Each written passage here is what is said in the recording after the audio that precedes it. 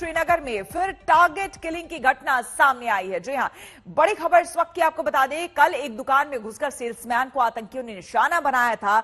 हमले में घायल कर्मचारी की इलाज के दौरान मौत हो गई और इस हमले के बाद पीड़ित परिवार मातम में डूबा हुआ है। उधर जम्मू में डोगरा फ्रंट ने हमले के विरोध में प्रदर्शन किया है।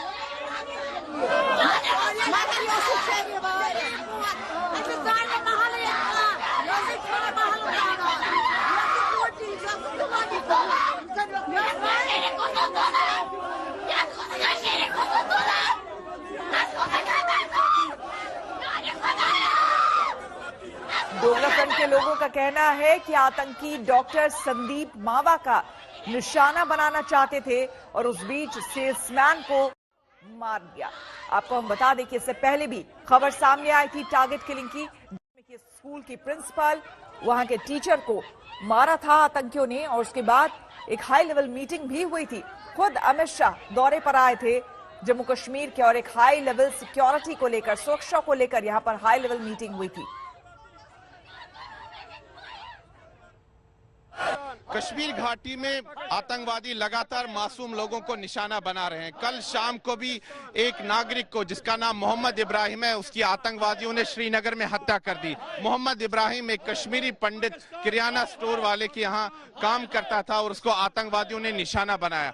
अब इस आतंकवादियों की ने जो हत्या की है उसके खिलाफ यहाँ पर जम्मू के सड़कों पर प्रदर्शन हो रहे हैं। डोगरा फ्रंट के कार्यकर्ता पाकिस्तान के खिलाफ नारेबाजी कर रहे हैं, आतंकवादियों के खिलाफ नारेबाजी कर रहे हैं और ये मांग कर रहे हैं कि सरकार को अब आतंकवाद के खिलाफ कड़ी नीति अपनानी चाहिए। हम यहाँ पर सीधा डोगरा फ्रंट के अध्यक्ष अशोक गुप्ता से बात करते हैं। अशोक गुप्ता जी, लगातार हम देख रहे हैं कश्मीर घाटी में जो ये सिलसिला शुरू हुआ है टारगेटेड किलिंग्स का, ये थम नहीं रहा है। क्या लगता है आपको, जो सुरक्षा व्यवस्था है वो चरमरा गई है? सुरक्षा व्यवस्था नहीं चरमरा गई है, लेकिन इसके विषय में वो जो टारगेटिंग किलिंग लगातार कर रहे हैं, उनका मकसद बिंद्रू के रिश्तेदार को मारना था, वो नहीं मिला, उसके सर्वेंट को मार दिया। उनका मतलब है कि वहां कोई भी व्यक्ति दूसरे समुदाय का वहां नहीं रहे। देख सकते हैं जम्मू की सड़कों पर लगातार प्रदर्शन जारी है और डोगरा फ्रंट के कार्यकर्ता पाकिस्तान के खिलाफ नारेबाजी कर रहे हैं, आतंकवादियों के खिलाफ नारेबाजी कर रहे हैं और साथ ही मांग कर रहे हैं कि सरकार को आतंकवाद के खिलाफ ठोस नीति अपनानी चाहिए और जो तुष्टीकरण की जो नीति थी, काफी समय से चल रही थी, उसको बंद कर दिया जाना चाहिए और आतंकवाद जो है उसके खिलाफ अब ऐलान जंग होना चाहिए और साथ ही में पाकिस्तान को भी सबक सिखाने का समय आ गया है। वीडियो जर्नलिस्ट नीरज कुमार के साथ मैं सुनील भट्ट, जम्मू आज तक। रुक करेंगे अगली खबर का। आपको बता दें कि राफेल डील को लेकर एक बार फिर से बीजेपी और कांग्रेस सामने आ गए हैं। फ्रेंच पब्लिकेशन मीडिया पार्ट की रिपोर्ट के हवाले से संबित पात्रा ने कहा है कि दसॉ एविएशन ने सुषेन गुप्ता नाम के बिचौलिए को 65 करोड़ की रिश्वत दी। ये लेन देन 2007 से 2012 के बीच हुई है। पात्रा ने कहा कि कांग्रेस पर हमला करते हुए राफेल का विषय कमीशन की कहानी थी, बहुत बड़े घोटाले की साजिश थी। उन्होंने कहा, संबित पात्रा ने कहा कि 10 साल डील नहीं हुई, कमीशन के लिए बात चल रही थी और उस वक्त हमारे एयरफोर्स को इसकी जरूरत थी, लेकिन उसके बावजूद चूंकि कमीशन पर फाइनल बातचीत नहीं हुई थी, इसलिए 10 साल तक यह मामला चलता रहा। दोनों में अंतर क्या है यूपीए के राफेल सौदे में और मोदी के राफेल सौदे में? मैं मोदी सरकार भी नहीं कहूंगा, मोदी जी का पर्सनल राफेल सौदा था। नंबर 1 बिना टेंडर के किया गया। नंबर 2 526 करोड़ की चीज 1670 करोड़ में ली गई। नंबर 3 बिना ट्रांसफर ऑफ टेक्नोलॉजी, बिना तकनीक हस्तांतरण के। नंबर 4 126 विमानों को घटाकर 36 कर दिया गया। एक माहौल खड़ा किया गया कि नवाब मलिक के बम ब्लास्ट के आरोपियों से संबंध है। देवेंद्र जी, आप 1999 में इस शहर में शायद पहली बार आए विधायक बन के, और 62 साल के जीवन में इस शहर में आपसे पहले दिवंगत मुंडे साहब भी नेता थे जो दाऊद से लोगों को जोड़ते रहे। हम जब मंत्री थे उस वक्त भी दाऊद को लेकर मुंडे साहब के बहुत सारे भाषण विधानसभा में होते रहे। लेकिन इस 62 साल के जीवन में या लोक प्रतिनिधि बनने के 26 साल जीवन में इस तरह के आरोप कभी भी हम पर कोई लगा नहीं पाया।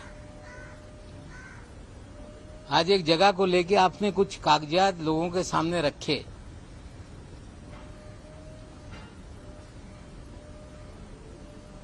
कि 1.5 लाख फुट जमीन ये कौड़ी मोल माफिया के जरिए हमने खरीदी।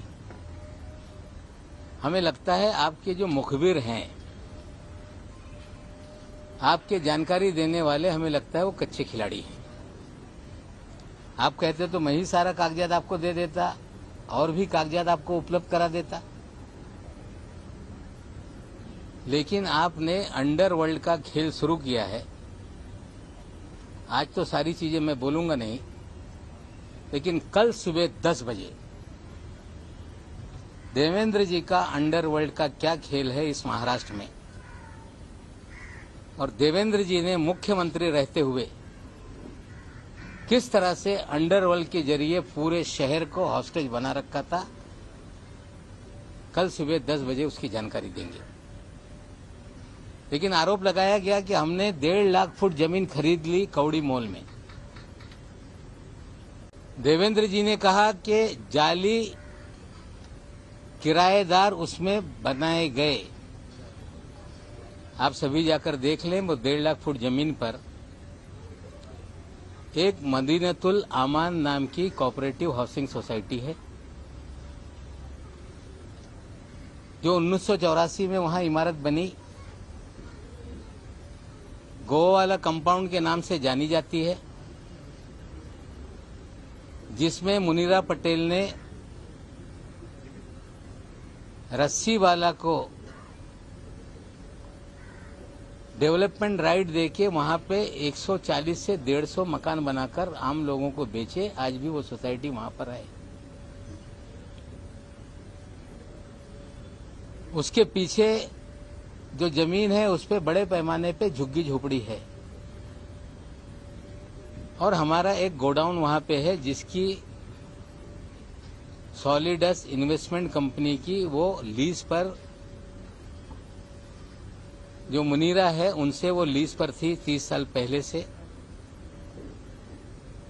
और आगे हमारी उसी प्रॉपर्टी में 4 दुकानें थी।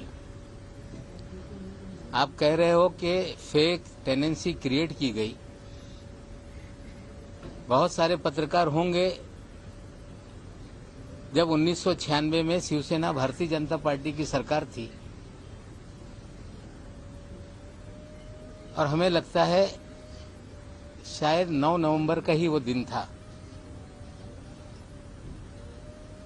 और महाराष्ट्र में एक चौंकाने वाला नतीजा आया था जब नवाब मलिक शिवसेना भारतीय जनता पार्टी की सरकार में पहली बार उपचुनाव जीता था, और उस चुनाव का कार्यालय उसी गोवा वाली बिल्डिंग में था, और जश्न भी वहीं मनाया गया था। 96 के आप जाकर मेरे कार्यालय के चुनाव के डॉक्यूमेंट निकाल लेंगे तो वहीं से हमने चुनाव लड़ा था। हम किराएदार वहां पे थे। जो मुनीरा पलम्बर है उन्होंने वहां पे झोपड़पट्टी थी, मदीनतुल आमान नाम की सोसाइटी थी, और उन्होंने हमसे संपर्क किया कि हम आपके पास जो गोडाउन है उसकी ओनरशिप हम या पूरी ओनरशिप देना चाहते हैं। हमने उनसे ओनरशिप ली। उनका जो पावर ऑफ अटॉर्नी था सलीम पटेल, उससे हमने रजिस्ट्री की। वो सारे कागजात उपलब्ध हैं।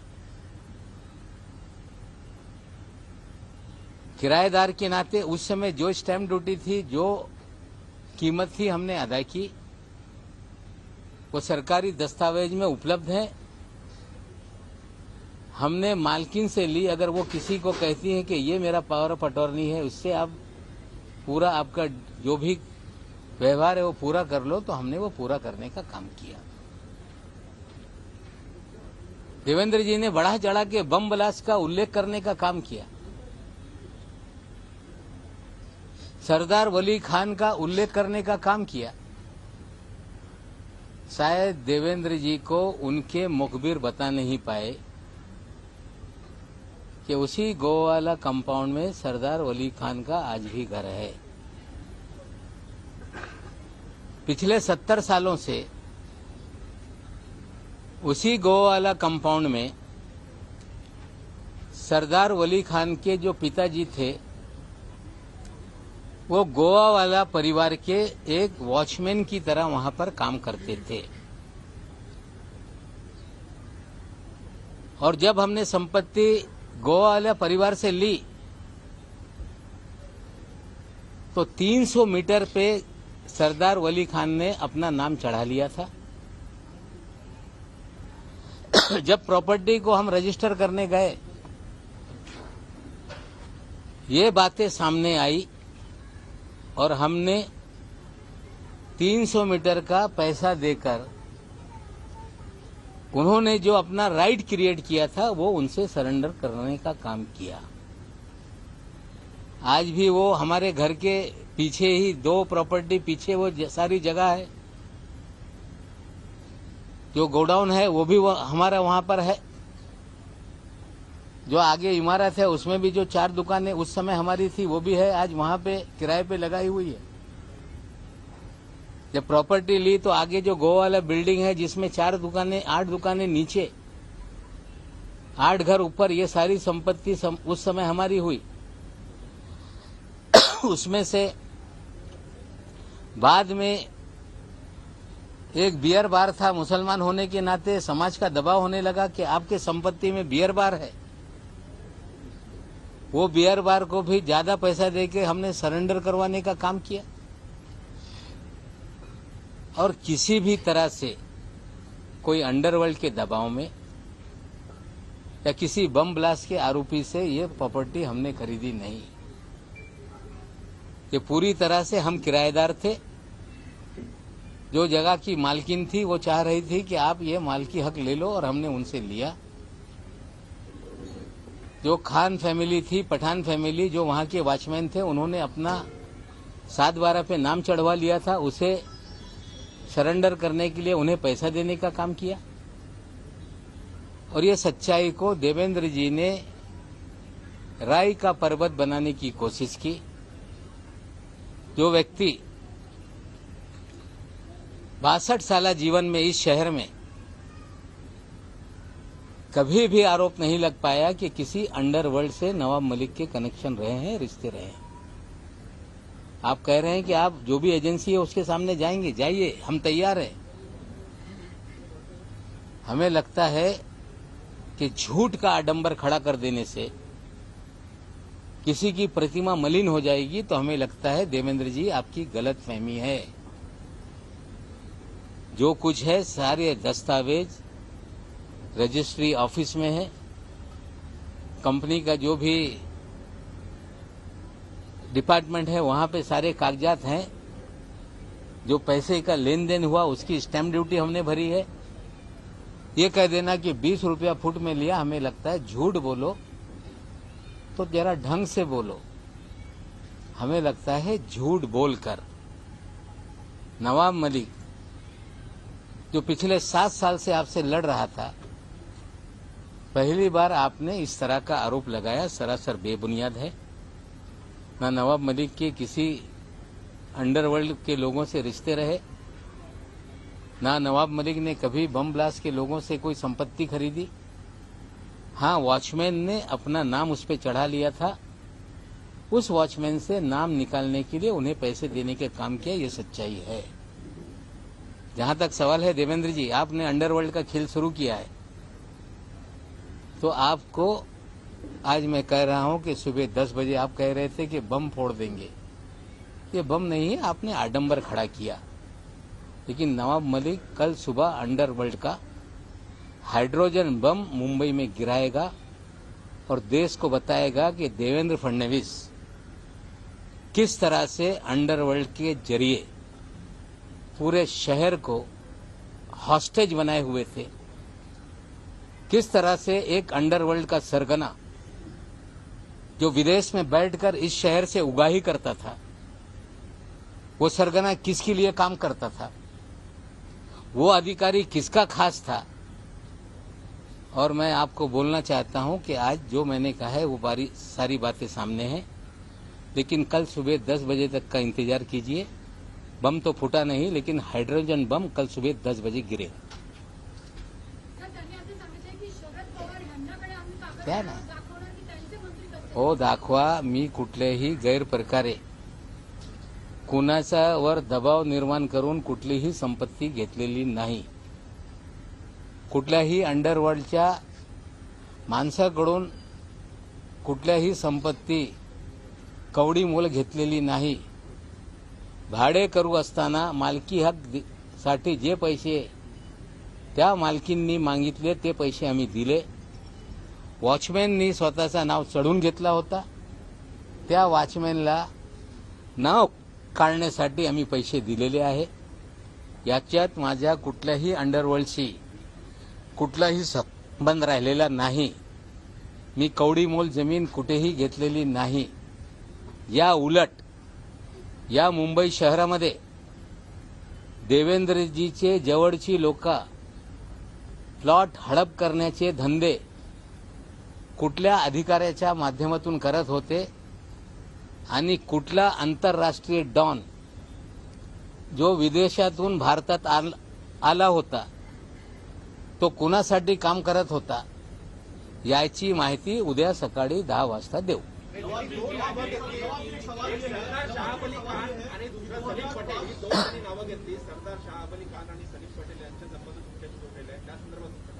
सरदार खान जो है, सरदार वली खान याचे वडील जी प्रॉपर्टी गोवावाल्याची आहे त्याचे वॉचमॅन होते। भाडं वसूल करण्याचं ते काम करत होते। त्यांच्या मुळे ते जे मालिक आहेत ते तरस झाले होते। त्या सरदारनी 7 बारेवर स्वतःचं नाव चढून घेतला होता 300 मीटरवर। जेव्हा मालकींनी आम्हाला विकलं तेव्हा त्याचं नाव रिफ्लेक्ट झाल्यामुळे त्यांना आम्ही पैसे दिलेले, हे सत्य परिस्थिती आहे। आणि सलीम पटेल ह्या गोवावाल्याचे पॉवर ऑफ अटॉर्नी होते आणि ज्या मालकनी पॉवर ऑफ अटॉर्नी यांच्याकडून व्यवहार करून घ्या त्यांनी सांगितल्यामुळे हे सगळे व्यवहार म्हणजे भाडे करू असताना मालकी हक घेण्याचं काम आम्ही केलेलं आहे। सर एक सवाल ये है, 2005 में ऐसा आरोप ये है कि 2005 में जब 20 लाख रुपए का फ्लैट आता तो 20 लाख रुपए में इतनी सारी जमीन कैसे आपने ली? ये वहाँ झोपड़पट्टी है, आप जाके देख लें। वहाँ पे 140 फ्लैट बने हुए हैं, आप जाके देख लें। वो मदीनतुल आमान जो सोसाइटी है वो डीम कन्वेंस का मुकदमा डीडीआर के कार्यालय में चला।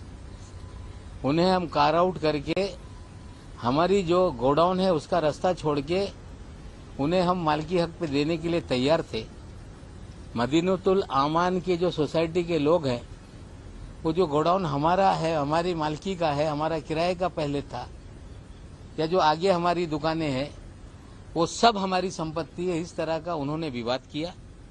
उसका भी ऑर्डर डीडीआर के कार्यालय से 2019 में ही हो गया है।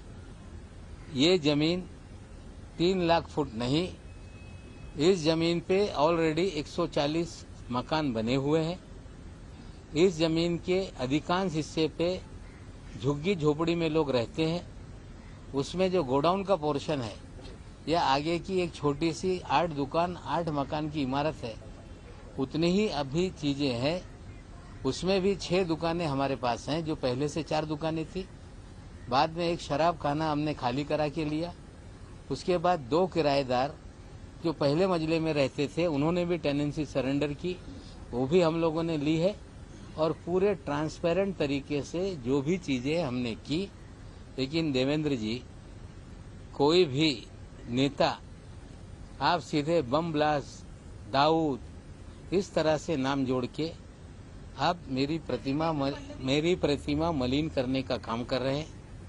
आपने कल भी पहले प्रेस कॉन्फ्रेंस में आपने कहा था कि नवाब मलिक के दामाद के घर से गांजा बरामद हुआ। मेरी बिटिया आपको कल नोटिस भेज रही है।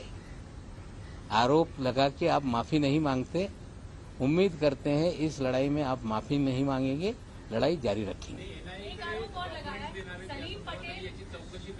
नाही NIA कडे द्या किंवा CBI कडे द्या, जे काही चौकशी आहे कुठल्याही चौकशीला मी तयार आहे.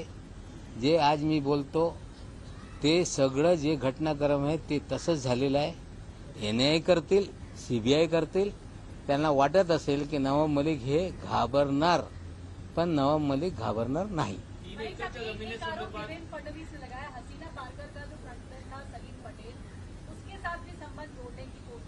मैं हसीना पारकर को जानता नहीं, ना मैं किसी गैंग वार वाले का किसका क्या रिश्ता है मैं नहीं जानता.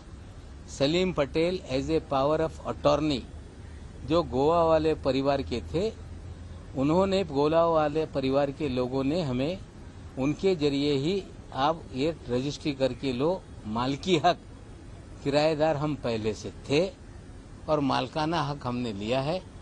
जो एक कहानी रचने की काम की जा रही है, हमें लगता है जांच कोई भी एजेंसी कर ले, हम किसी से डरने वाले नहीं. लेकिन कल सुबह 10 बजे जो हम बताएंगे शायद उसका इंतजार देवेंद्र जी को होना चाहिए.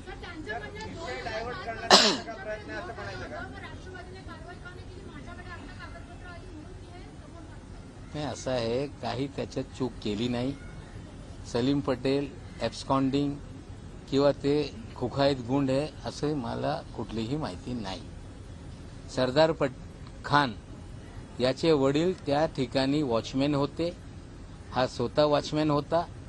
त्यांनी त्या जागेवर स्वतःचा 7 बारेवर नाम चढून घेतला होता. ते सरेंडर करण्यासाठी त्यांना पैसे देऊन 300 मीटर आम्ही सरेंडर करून घेतलेले आहे.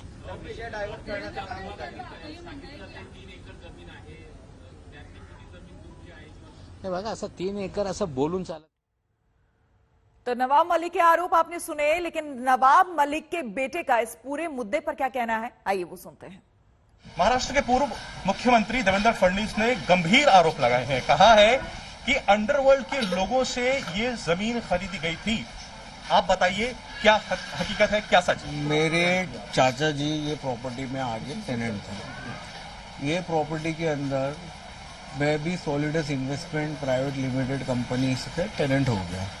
फिर मैंने 2005 में मेरे जो लैंडलॉर्ड थे सलीम पटेल जी, उनसे मैंने लैंडलॉर्डशिप खरीदी है. ये प्रॉपर्टी के अंदर मोर देन 400 टेनेंट्स हैं. कहीं कहीं पे तो नीचे टेनेंट अलग है, ऊपर टेनेंट अलग है.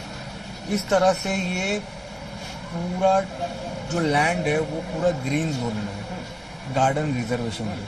जब मैंने लैंड खरीदा था तभी से इसके ऊपर सब कंस्ट्रक्शन जो आप देख रहे हैं आजू बाजू में पूरा किया हुआ है. अब ये 2 एकड़ समथिंग है, देवेंद्र जी बोलते हैं 3 एकड़ है. अब जब हमने लैंड खरीदा था, जब इसके अंदर पूरी टेनेंट की लिस्ट हमने प्रॉपर्टी के अंदर लगाई है, तो वो पूरी लिस्ट आप देखेंगे तो इसके अंदर टेनेंटशिप आपको एक्चुअल बात मालूम पड़ जाएगी. जो आप सलीम पटेल जी की बात कर रहे हैं, यही इल्जाम देवेंद्र फडणवीस लगा रहे हैं कि जिन लोगों के अंडरवर्ल्ड के साथ संबंध है, जिन्होंने मुंबई में गलत काम किया था, उनसे प्रॉपर्टी खरीदी गई है. ये देवेंद्र जी बोल रहे हैं कि 2005 में मैंने सलीम पटेल जी से खरीदी है. सलीम पटेल जी के लिए कहा जा रहा है कि वो इसे 2005 में मैंने खरीदी है. तब 2005 में हमने सलीम पटेल से खरीदी है. तब सलीम पटेल खुद यहाँ पे घर घर आके भाड़ा पोती का पैसा लिया करते थे. अगर वो अंडरवर्ल्ड के आदमी थे या उनका बॉम्ब ब्लास्ट में हाथ था, तो मुझे नहीं लगता कि पुलिस हमारी महाराष्ट्र की कोई ऐसे आदमी को प्रॉपर्टीज का भाड़ा पौती का पैसा जमा करने देती, क्योंकि 400 लोगों से वो पैसा ले रहे थे. अगर 400 लोगों से यहाँ पे वो पैसा ले रहे हैं तो महाराष्ट्र पुलिस एकदम सक्षम पुलिस है. और मुंबई पुलिस और Maharashtra police one of the best police in the world मानी जाती है. तो मुझे नहीं लगता इस तरह का कोई व्यक्ति इस तरीके का काम करेगा और महाराष्ट्र पुलिस शांत बैठेगी. ये भी नमस्कार, मैं हूं श्वेता झा और आप देख रहे हैं आज तक. बिहार में जहरीली शराब से मौत का आंकड़ा बढ़ता जा रहा है. अब बक्सर में भी 2 मौत की खबर है, लेकिन सबसे ज्यादा प्रभावित इलाकों में से एक बेतिया में लोग गुस्से में हैं. बिहार बीजेपी के अध्यक्ष संजय जायसवाल के खिलाफ कल नाराज लोगों का गुस्सा फूटा. उनके खिलाफ जमकर हंगामा हुआ.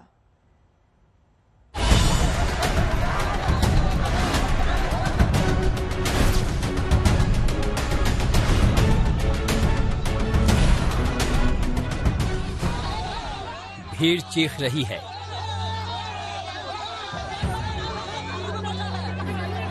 चिल्ला रही है, नारेबाजी कर रही है। बीजेपी नेता संजय जायसवाल की गाड़ी को घेर कर नाराज लोग अपना गुस्सा निकाल रहे हैं। बेतिया के दक्षिण तेलुआ गांव में बीजेपी नेता उन परिवारों से मिलने पहुंचे थे जिनके यहां जहरीली शराब पीने से किसी की मौत हो गई। ये वो इलाका है जहां सबसे ज्यादा 10 लोगों की जान चली गई। चंद रोज पहले शराबबंदी के फैसले पर फिर से सरकार को विचार करने की नसीहत देने वाले संजय जायसवाल सोमवार को बेतिया पहुंचे। बात यहां तक तो ठीक थी, लेकिन हंगामा और बवाल तब शुरू हो गया जब उन्होंने अपने कार्यकर्ताओं के हाथों पीड़ित परिवारों को 5-5 हजार की मदद राशि का लिफाफा थमाया। हमारे पिताजी की मृत्यु हो गई। क्या हमारे पिताजी की मृत्यु होने पर 5,000 उनका कीमत लग रहा है। हमारे यहाँ का संजय जायसवाल जो आए 5,000 रुपया देकर और 1 मिनट भी नहीं रुके और यहाँ से चले गए। हमारे पिताजी मर गए, हम अब किस तरह रहेंगे, हमारा व्यवसाय किस तरह चलेगा, हम लोग कौन देने वाला है, हम लोग कैसे पढ़ेंगे, कैसे खाएंगे, कैसे अपना जीवन व्यतीत करेंगे। और आए और 5,000 रुपया दिए और फिर चले गए। इससे क्या होगा हम लोग का? क्या एक दिन का जिंदगी हम लोग का 5,000 रुपया में हो जाएगा? हमारे इतना समय हम 5,000 रुपया में क्या हम लोग जी सकते हैं? आए और 5,000 रुपया देकर चले गए। बीजेपी नेता ने महज 5,000 की मदद राशि दी तो पीड़ित परिवारों का गुस्सा फूट पड़ा। बीजेपी नेता की गाड़ी देख भीड़ जमा हो गई, हंगामा तेज हो गया। सैकड़ों की भीड़ ने संजय जायसवाल की गाड़ी को घेर लिया, नारेबाजी शुरू कर दी। आखिरकार संजय जायसवाल को वापस लौटना पड़ा। जिस इलाके में संजय जायसवाल पहुंचे उस इलाके में 10 परिवारों में मातम पसरा है। इनके घर की खुशियां छिन गईं। छठ पर्व से ही यहां दुखों का पहाड़ टूट पड़ा।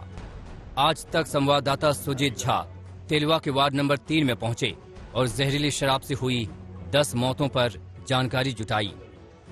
जहरीली शराब की वजह से 10 लोगों की मौत हुई है। ये जितने मकान आप देख रहे हैं सब ये प्रभावित मकान है और इसमें किसी न किसी की मौत हुई है इस पूरे गली में। हमारे साथ कुछ लोग भी हैं यहाँ पर जो कि उनके रिश्तेदार, उनके भाई, पति, तमाम लोग इस जहरीली शराब के शिकार हुए हैं। सबसे बड़ी बात क्या है कि जो लोग शिकार हुए हैं इस जहरीली शराब के वो सब प्रवासी मजदूर थे जो कि बाहर, बिहार के बाहर काम करते थे और छुट्टियों में, खासतौर पर दिवाली और छठ की छुट्टियों में वो लोग घर आए थे। शराबबंदी के बीच इतने बड़े पैमाने पर जहरीली शराब से मौत यकीनन सवाल खड़े करती है। आखिर कहां थी पुलिस? कैसे सख्ती के बाद भी जहरीली शराब की बिक्री की गई? मौत का आंकड़ा एक दिन का नहीं, फिर भी प्रशासन हाथ पर हाथ धरे बैठा रहा। परिजन बता रहे हैं कि कैसे इस मामले में लापरवाही हुई। जो शराब देकर गया था रमेश सोहनी, झांखरा निवासी के हैं, ठीक है, वो बताए थे जे शराब जहरीली हो चुका है, इसको बेचने का कोशिश मत करिएगा, आप लोग उसको गिरा दीजिए, ठीक है ना। फिर भी के बताने के समय पर भी समझिए जे ये लोग दारू जनता को पिलाए हुए हैं। हाँ जी, उसकी मौत हो। मातम अथाह है। अब सरकार एक्शन और जांच का भरोसा दे रही है। आज हमारी जिम्मेवारी है तो हम लोग जरूर करेंगे और पूरे तौर पर कर रहे हैं। और अभियान तो हम आप लोगों को बता रहे हैं, भाई इसको तो चलाना होगा, फिर हम लोग करेंगे। लेकिन सबसे हम विनम्रता पूर्वक आग्रह करेंगे कि जहां कहीं भी किसी चीज के बारे में मालूम हो, इसकी जानकारी के लिए बाजाप्ता कमेटी बनी हुई है, वहां तुरंत इन्फॉर्म करिए। लेकिन बेतिया में पीड़ित परिवार पूछ रहे हैं कि जो चले गए उनके परिवारों का क्या, कैसे कटेगी जिंदगी? अब उन्हें सिर्फ मदद की ही आस है। रामेंद्र गौतम के साथ सुजीत झा, बेतिया आज तक। बिहार में शराबबंदी है, लेकिन अलग अलग जिलों में जहरीली शराब से हुई 40 से ज्यादा मौत ने सुशासन के दावों की पोल खोलकर रख दी है। आज तक की टीम ने उन दावों की पड़ताल करने गोपालगंज के उन इलाकों में वो पहुंची जहां 13 लोगों ने जहरीली शराब पीकर जान गंवा दी। देखिए ये खास रिपोर्ट।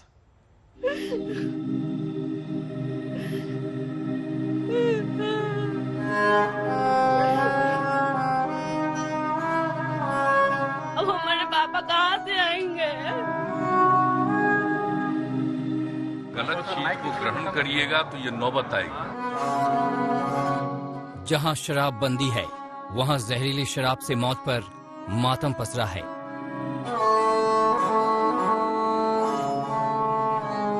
सुशासन में सख्ती का दावा है, लेकिन पुलिसिया दावों की अब पोल खुल रही है। और मुखिया सब है, सरपंच है, पुलिस है, कोई कुछ करने वाला नहीं है। अब हमारे पापा कहाँ से आएंगे? ये उस बिहार का सच है जहां शराबबंदी है। पुलिस की लापरवाही सामने आने पर सख्त कानून है, लेकिन यहाँ पिक्चर ही अलग है। कहाँ का कानून, कैसा कानून? जिन लोगों ने अपनों को खोया वो सवाल पूछ रहे हैं।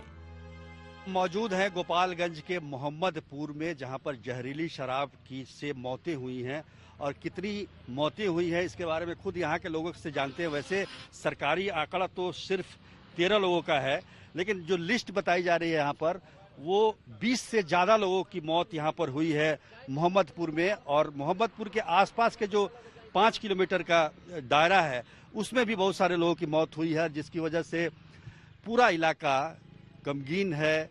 यहाँ दिवाली भी नहीं मनाई गई और छठ का जो महापर्व है वो भी यहाँ के लोग नहीं मना पा रहे हैं। बिहार में अब तक 40 से ज्यादा लोगों की जान जा चुकी है। जहरीली शराब ने कहर बरपाया है, लेकिन सरकार की दलील भी सुन लीजिए। बार बार कह देते हैं कि अगर गलत चीज को ग्रहण करिएगा तो ये नौबत आएगी। सही कहा मुख्यमंत्री जी, गलत चीज ग्रहण किया उन 40 से ज्यादा लोगों ने। नहीं करना चाहिए था ऐसा, लेकिन परिजनों का सवाल सीधे सीधे सरकार से है। आखिर शराबबंदी के बीच कैसे बिक रही थी ये शराब? क्यों पुलिस चलने दे रही थी ये अवैध कारोबार? पापा दारू मत पीजिए, फिर पी लेते थे छुप कर जाकर। मान लीजिए दारू नहीं मिलता तो नहीं पीते? नहीं, अगर नहीं मिलता था तो नहीं पीते थे। मतलब जब मिलेगा ही नहीं तो पियेंगे कैसे? मिल रहा था तभी तो खरीद कर पी रहे थे। और मुखिया सब है, सरपंच है, पुलिस है, कोई कुछ करने वाला नहीं है। अब हमारे पापा कहाँ से आएंगे? उन सबका तो नौकरी मिल जाएगा। गोपालगंज के बलरा गांव की इस बेटी ने अपना पिता राजकुमार मिश्रा को खोया है। अब इनकी आंखों में आंसुओं का सैलाब है और जुबान पर गुस्सा और शिकायतों का अंबार। जब नहीं मिलता तो पीते ही नहीं, मिल रहा है तभी तो कोई भी है जो खरीद कर पी रहा है लो। और मतलब मानते हैं जब पी कर आता है लो तो सरपंच है, मुखिया है, पुलिस है, उन सबको नहीं दिखाई पड़ता है। नशा वाला आदमी को पहचान में नहीं आता है। पहले काहे नहीं गार्डन किया लो, अभी गार्डन कर रहा है लो, अब गार्डन करके क्या करेगा लो? राजकुमार मिश्रा परिवार के मुखिया थे और इकलौता कमाने वाले।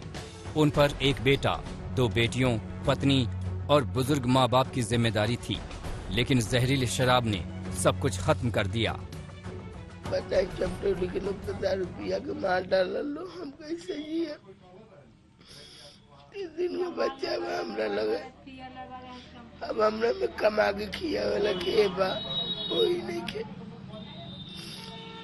2 लड़की की शादी करे के बाद बाबू बड़े पढ़ावे लिखावे के बाद सब कहाँ से के करी? इतना लंबा चौड़ा जिंदगी हमारे में कैसे परोसती हुई? अब तो कोई करे वाला बाना। शराबबंदी के कोनो ना फायदा ना भइल, मतलब ना कोनो फायदा ना भइल। परिजनों का दावा है कि बगल वाले गांव में ही शराब की बिक्री चल रही थी। जब मौत हुई तो सो रही पुलिस एकाएक जाग गई। छापेमारी शुरू हुई, धरपकड़ तेज कर दिया गया। मोहम्मदपुर में जो जहरीली शराब कांड हुई है उसके बारे में बताया जा रहा है कि जिसने भी शराब पी है वो इस इलाके के हरिजन टोली से पी है।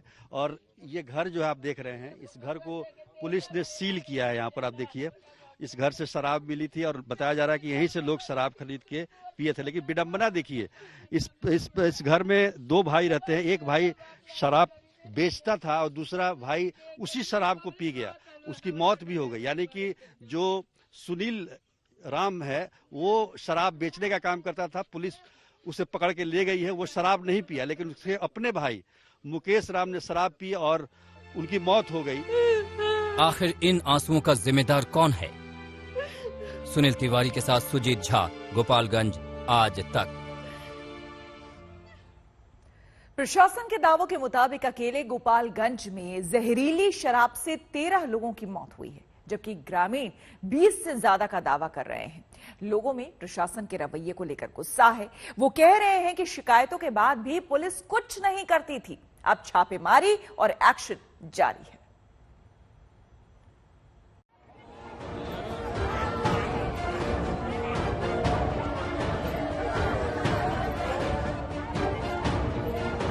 सब बाकी तरफ दारू बिकाता है। ये प्रशासन है वो पैसा वो लेता है, छोड़ देता है उन सबको। शराबबंदी का कोई असर नहीं है इधर? नहीं, कोई जब नहीं। से बंद हुआ तब से तभी से बंद नहीं हुआ है और ज्यादा बढ़ गया।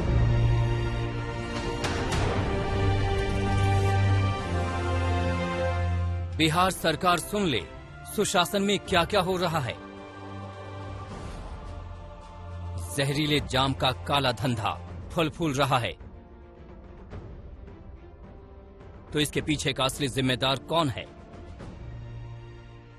महमूदपुर में जान गंवाने वाले राजकुमार मिश्रा के परिजनों से सच्चाई सुन ले सरकार।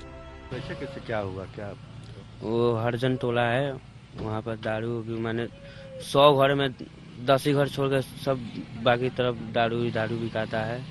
ये प्रशासन है वो पैसा वो लेता है, छोड़ देता है उन सबको। यही सब है।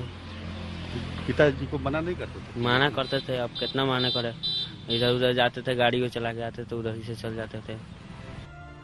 महमूदपुर में जहरीली शराब से ज्यादातर मौतें हुई हैं। सिद्धवालिया के रहने वाले चुन्नू पांडे भी उनमें से एक थे।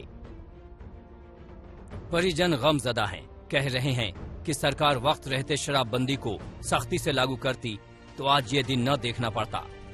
मैं FIR वही दर्ज करवाया था कि चलिए, मैं जाकर खुद प्रशासन को बुला के लाया था यहाँ पे, और मैं फिर थाने में गया था। उनसे बोला था मैं कि आप पता कीजिए, मारी काटे कुछ भी कीजिए, पर पता कीजिए, इनसे पूछिए कहाँ से मिलता है शराब और उनको चल के पकड़िए। पर उन्होंने मुझे डांटा और मारने का धमकी, जेल में डालने का धमकी देके, गाली वाली देके मुझे भगा दिए। जिन पुलिस वालों पर कार्रवाई करने की जिम्मेदारी थी वो रौब दिखाते रहे, एक्शन की बजाय आनाकानी करते रहे। नतीजा हुआ कि शराब माफियाओं की मनमर्जी चली। शराब बंदी के बाद भी चोरी छिपे, लेकिन बड़े पैमाने पर शराब की बिक्री होती रही और नतीजा मौत के रूप में सामने आया। आज पूरा बिहार महापर्व छठ की तैयारियों में जुटा है, लेकिन गोपालगंज का ये इलाका गमगीन है। घर द्वार सब सूना है। जहां खुशियां थीं वहां मातम है। लोग अब प्रशासन को जिम्मेदार ठहरा रहे हैं। इसके लिए जिम्मेदार मतलब जो बिक्री कर रहा है या जो जागरूकता हम लोग नहीं फैला रहे हैं, इसकी कमी है। प्रशासन की भी इसमें कहीं न कहीं जवाबदेही है, लेकिन एक्साइज विभाग वाले जो हैं, जो जिला में बैठे हुए हैं, वो लोग कहीं आकर के भी नहीं छापते हैं। अकेले थाना के लोग पकड़ते हैं, भेजते हैं, जाते जाते तुरंत जमानत होता है, तुरंत आते हैं। जितना खर्च लगता है और जोर शोर से बेचते हैं कि जल्द से जल्द उसको पूरा करके और हम ज्यादा कमा लें। हालांकि जिला प्रशासन दावा कर रहा है कि जब भी शिकायतें मिली हमेशा कार्रवाई हुई। हम लोगों ने कई बार रेड करवाया है। निश्चित रूप से कि जो ये घटना है दुखद घटना है, ऐसा जो वर्तमान परिदृश्य है वो ठीक नहीं है, लेकिन लोगों का जो आरोप है उसके आलोक में हम लोगों ने चौकीदार को भी सस्पेंड किया है, थाना प्रभारी को भी सस्पेंड किया है और लोगों पे भी हम लोग नज़र रखे हुए हैं। और जिस तरीके से सूचना मिलती जा रही है, हम लोग तथ्य को पुख्ता करते जा रहे हैं, हम लोग कार्रवाई करते चलेंगे। लेकिन एक जिले में 13 मौतें हो जाना साफ साफ लापरवाही का इशारा करता है। अब 3 लोगों की गिरफ्तारी कर पुलिस एक्शन का दावा कर रही है। उसमें 3 लोगों की अभी तक गिरफ्तारी की गई है और 30 जो सस्पेक्टेड पाउच है 200 ml का, उसकी रिकवरी की गई है। और साथ ही साथ जो हम लोग पूरा जो ये सस्पेक्टेड सप्लाई चेन है स्पिरिट से और उसको डाइल्यूट करके जो शराब बनाते हैं, उसके पूरे सप्लाई चेन की जितनी कड़ियां हैं उन सभी कड़ियों पर हम लोग काम कर रहे हैं। उन सभी कड़ियों को जोड़ने का भी काम कर रहे हैं। 2016 में बिहार में शराबबंदी लागू होने के ठीक बाद भी गोपालगंज में 19 लोगों की मौत हुई थी। फिर भी प्रशासन अपने चिर परिचित अंदाज में मौन रहा। कार्रवाई की गई होती तो न जहरीली शराब बिकती न मौतें होती। जहरीली शराब कांड ने शराबबंदी की पोल तो खोल ही दी है, साथ में यह भी बता दिया है कि किस कदर इस पूरे नेक्सस में पुलिस प्रशासन का हाथ है। क्योंकि मोहम्मदपुर में जो घटना हुई और घटना के तुरंत बाद पुलिस ने जिस तरीके से शराब बेचने वालों को गिरफ्तार किया, उससे तो यही पता चलता है कि पुलिस को पहले से ही पता था कि कौन शराब बेच रहा है। स्थानीय लोगों का भी यही कहना है। कैमरामैन नदीम आलम के साथ सुजीत कुमार झा, मोहम्मदपुर, गोपालगंज, आज तक। प्रदूषण के असर से दिल्ली एनसीआर के 80% परिवारों पर असर हुआ है। लोकल सर्कल के एक सर्वे के मुताबिक इन परिवारों में कम से कम एक व्यक्ति को वायु प्रदूषण ने बीमार किया है। प्रदूषण के इस कहर के चलते लोगों को डॉक्टरों का चक्कर लगाना पड़ रहा है और गंभीर मामलों में अस्पताल में भर्ती भी होने तक की नौबत आ गई है।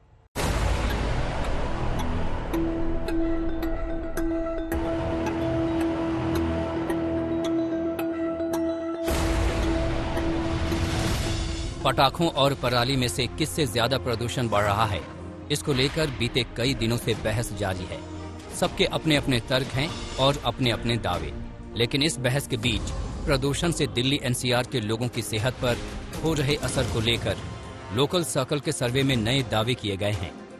इस सर्वे के मुताबिक दिल्ली और नजदीकी इलाकों में हर एक 5 में से 4 परिवार प्रदूषण के चलते एक या ज्यादा समस्याओं से पीड़ित हैं। यानी 80% परिवारों को इन दिनों हुए वायु प्रदूषण ने किसी न किसी रूप में अपनी चपेट में ले लिया है। वहीं महज 20% परिवारों का मानना है कि उन्हें प्रदूषण से कोई नुकसान नहीं हुआ है।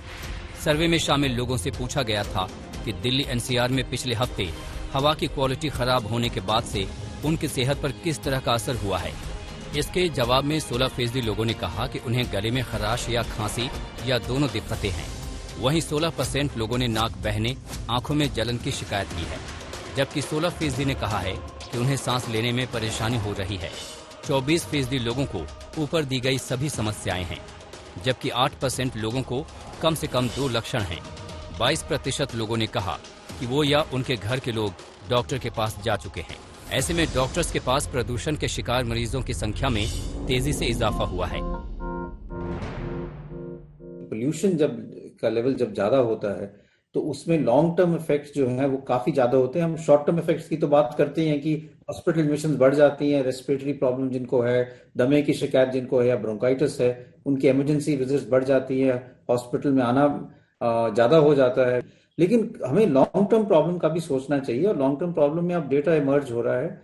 बच्चों में ये देखा गया कि जो बच्चे regularly high levels of air pollution की जगह में जी रहे हैं उनकी लंग की कैपेसिटी कम हो जाती है, उनकी लंग ग्रोथ पे असर पड़ता है और उनको आगे जाके सांस की तकलीफ होने के चांसेस बढ़ जाते हैं। ये स्थिति वही बहुत ही गंभीर है।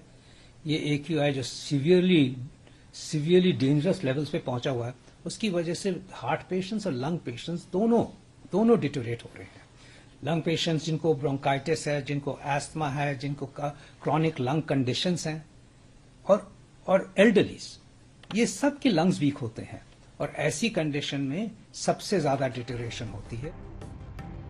इस बीच दिल्ली एनसीआर में वायु प्रदूषण से बचने के लिए 28% परिवार एयर प्यूरीफायर का इस्तेमाल करने की योजना बना रहे हैं, जबकि 61% परिवारों ने प्रदूषण से बचने के लिए मास्क का इस्तेमाल करने की योजना बनाई है। लेकिन प्रदूषण से बचाने में इन सब का सीमित रोल है, यानी जब तक प्रदूषण पर रोक नहीं लगेगी तब तक इससे पूरी तरह बचना नामुमकिन है। बहुत से मरीज ऐसे आ रहे हैं जो कह रहे हैं कि हमें आंखों में जलन हो रही है, गले में खराश रह रही है, खांसी आ रही है और अगर हम उन्हें देखें तो उनके चेस्ट में कंजेशन हो रहा है और अपर रेस्पिरेटरी प्रॉब्लम्स या फिर जैसे अस्थमा या ब्रोंकाइटिस के फीचर्स होते हैं, उस तरीके से मरीज काफी आ रहे हैं। और इसका मेन रीजन है कि दिवाली के बाद पोल्यूशन काफी बढ़ गया है। क्रैकर्स की वजह से भी, क्रॉप बर्निंग भी हो रही है, उसकी वजह से भी एयर क्वालिटी इंडेक्स जो है वो काफी खराब हो गया है। हाल फिलहाल 2-4 दिन से बात करूं तो डेफिनेटली थोड़ा सा ब्रीदिंग में इशू आ रहा है। आप देख भी सकते हैं विजिबिलिटी का भी इशू है। लोकल सर्कल्स के इस सर्वे में ये भी सामने आया है कि पटाखों को लेकर लगाया गया बैन पूरी तरह से फेल हो गया है। सर्वे के मुताबिक 21% दिल्ली वाले मानते हैं कि प्रशासन इस बार दिवाली पर पटाखों के परिवहन, वितरण और बिक्री पर रोक लगाने में पूरी तरह या आंशिक रूप से असफल रहा है। इस सर्वे में दिल्ली, गुरुग्राम, नोएडा, गाजियाबाद और फरीदाबाद के 34,000 से ज्यादा लोग शामिल थे। इनमें से 66% पुरुष और 34% महिलाएं थीं। साफ है कि पटाखों के असर से दिवाली पर भले ही प्रदूषण बढ़ा हो, लेकिन कई और भी ऐसे कारण हैं जिनकी वजह से प्रदूषण साल भर बना रहता है और सरकार को इस समस्या को जड़ से मिटाने के लिए लंबी लड़ाई लड़नी होगी। आदित्य के राणा, आज तक।